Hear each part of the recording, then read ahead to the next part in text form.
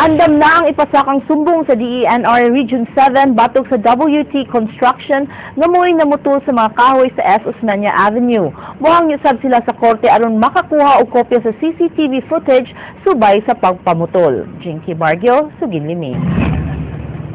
Desidido na ang Department of Environment and Natural Resources Region 7 nga mopasaka og kaso batok sa WT Construction nga mo'y responsable sa pagpamutol og kahoy sa Dan S. Osmeña niadtong Marso 26 ngadto sa Petsa 30 kay di man mohatag ang City Hall og kopya sa CCTV footage hangyoon sa DENR ang korte nga hatagan sila niini aron gamitong ebidensya batok sa mga responsable sa pagkahanaw sa 79 ka mga punuan. Yes, so daso gini siya matabang no kay makita mo ginato dito sa recording mga details dito. Pero ang offer sa Cebu City Government nga mo-watch sa mga video dako na pud siya natabang pud. Bisan og wala ang CCTV footage, andam na ang kasong kalapasan sa Presidential Decree 705 kun illegal cutting of trees batok sa tulo ka mga responsable. Koordinata sa Securities and Exchange Commission para ma-provide ang list of officers or members of the board sa WT Construction. Base sa re-inventory sa mga kahoy, 79 ang nahanaw samtang 66 na lang ka mga punuan ang pabilin karong makita sa publiko. Jinky Bargio, News 5. Padayon ang pagpangitag pundo sa Archdiocese of Cebu alang sa katukuran sa International Eucharistic Congress Pavilion nga naasud sa Blessed John the 23rd Seminary Compound sa Barangay Mabolo. King Perez, Suginlimi. Matod ni Archbishop Jose Palma nga hangtod karon wa pay official confirmation kun moanhi bagyod sa Pilipinas si Pope Francis. Plano ta sa Santo Papa nga mobisita sa mga dapit nga apektado sa bagyong Yolanda sama sa Tacloban City. Apan naglahom si Arsobispo Palma nga itunong na lang sa Santo Papa ang pagbisita sa International Eucharistic Congress karong tuig 2016. Nasayran nga naanda na nga mapahibaw da ng Santo Papa usa ka tuig sa di pa siya mobisita sa usa ka nasod. That's my mission as a Christian. Up to now, there is no official confirmation. Masaligon sa mga arsobispo nga mahuman ang ipatukod nga IEC Pavilion alang sa maabot nga kalihukan. Bisan pa man nga padayong nangita og pondo alang sa katukuran ini sama sa piso para sa Misa ng Mundo campaign. Gitinguha nga mahuman ang pagtukod sa IEC Pavilion Oktubre sunod tuig. Kining challenge sa atong pagsalig og pagtuo no kay we are starting from practically scratch and we have the money but they are still in the pockets of people no. King Perez, News 5. Gisaulog sa mga kabatan-unan sa Archdiocese of Cebu ang ika-29 katuig nga Local World Youth Day ni adtong Sabado. Natagan sila og kahigayunan nga mahinabi si Archbishop Jose Palma. Mubalik si kapatid King Perez. Gibana ba ng kapin sa 3,000 ka mga batan-on ang misalmot sa Local World Youth Day nga naglakip sa mga delegado nga mga biktima sa bagyong Yolanda gikan sa amihanang Sugbo ug kapin sa 30 ka mga delegado gikan sa Diocese of Palo Leyte. They believe that coming over dunay grasya no dunay kaayuhan. Sa maong tigom, nahatagan og kahigayunan ng mga batan-on nga mangutana kang Arsobispo Jose Palma bahin sa mga suliran sa katilingban. Usa ka magtutudlo, naglibog kun itudlo ba ang reproductive health sa mga estudyante kay gihimo naman kining constitutional sa Korte Suprema. But this time, thanks to Supreme Court, it says that we are not obliged. That's why. Laing pangutana kung unsay mabuhat sa mga kabatan-unan sa pagbaruguman sa bagyong Yolanda. One of the best way to help is of course to ask people kung saan man ang lindot nga pamagi aron makatabang ni. Alang kang Palma, dakog matabang ang mga kabatan-unan sa pagbadayon sa gitudlo sa kahitasan. They are not only the future but they are also the present of the church in terms of what they can do. Gitapos ang kasaulugan sa Palm Sunday Mass. Karon Palm Sunday, Passion Sunday. Pero tayo kita what awaits for us sunod na Domingo. Ang dakbayan sa Sugbo gihapon mao'y muho sa ika-30 nga Local World Youth Day sunod tuig. King Perez, News 5. Dili uyon ang mga boxing fans nga mo retire si Manny Pacquiao. Ang 8th Division champion nga si Pacquiao midaog batok ang Timothy Bradley sa ilang rematch kaghapon pinagi sa 12-round unanimous decision aron sakditon og balik ang WBO welterweight title. King Perez, Sugid Limi.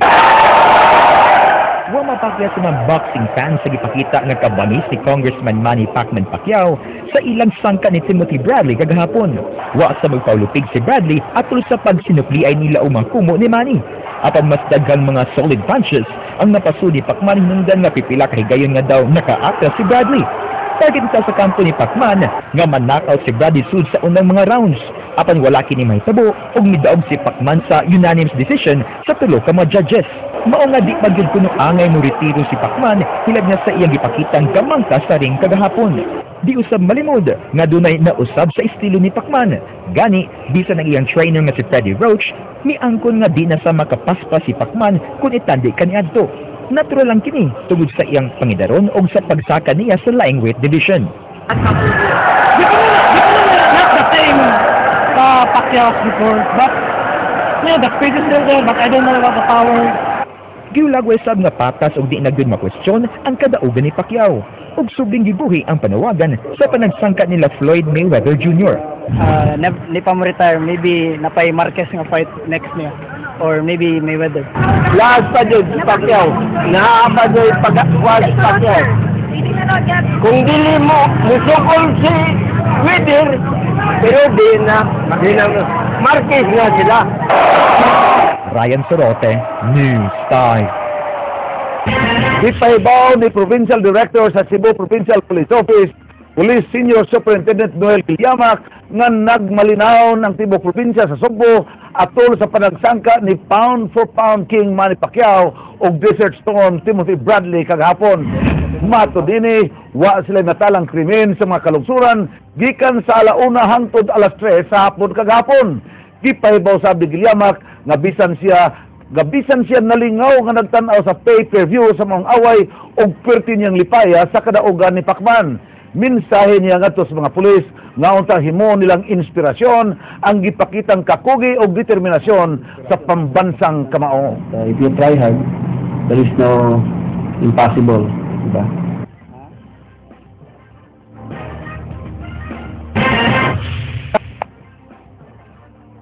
Pati nilang Pacquiao Bradley kagapon sud sa Cebu Coliseum di ang usa ka lalaking hubog ang kalit nga miibot sa digital box alang sa live viewing. Di ang giuwang kini gihagkan sa mga tao ang usa sa mga security personnel. Kung unsa kining gitabuhi, Sugid Limi, Ryan Sorote.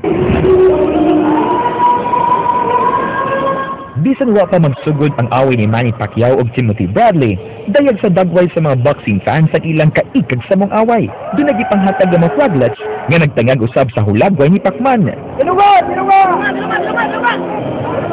Doon na sa'y nagpinustaanay, sud mismo sa Cebu Coliseum. Pagsugod sa minutbukay, mga abiba alang kang Pacman, may milanom sa Coliseum sa matag kumo niyang mudapat kang Bradley. Pagkahuman sa 12 rounds, di na magdungong ang lugar, dihang giproklamar si Pacman na may midaog tinagi sa unanimous decision.